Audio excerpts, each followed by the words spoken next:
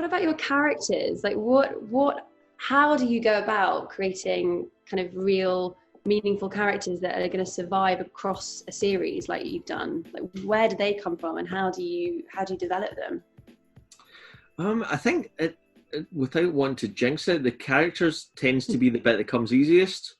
Okay. Because I struggle much more with, the sort of mechanics of the plot and how to make, things happen and get people into the right place.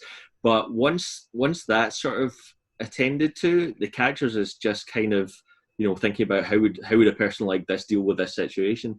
And as long as you're doing that and making sure that what they do and what they say fits into that character, as you know them, which you should know them if you're writing them, that bit comes reasonably easy to me. Same with dialogue.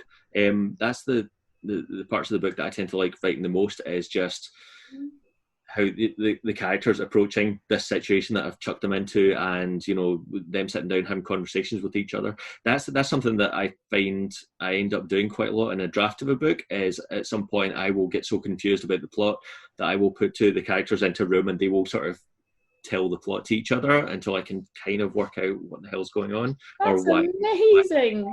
How does that even look? Like, could you talk us through how that even works? Like, what do you mean? You literally write it down on a page as if they're talking about where they're yeah. Well, I kind of write it as a scene, and it's a scene that I know is not going to make it to the final book.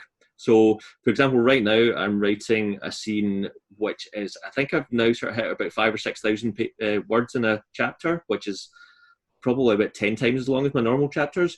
And it is literally two characters sitting in the coffee shop and one person in this gigantic pages long monologue explaining what has happened up until this point. And there's no way in hell that's going to make it to the final book, but it tells me what has happened to this character up until now, what she thought about these things that have happened, and I can then go back once I've done that and seed it back through the book in a way that's slightly less painful to read, hopefully. But it really helps me just get a handle on what's going on with the plot. That's incredible. I've never heard anything like that. Have you, Charlotte? That's amazing.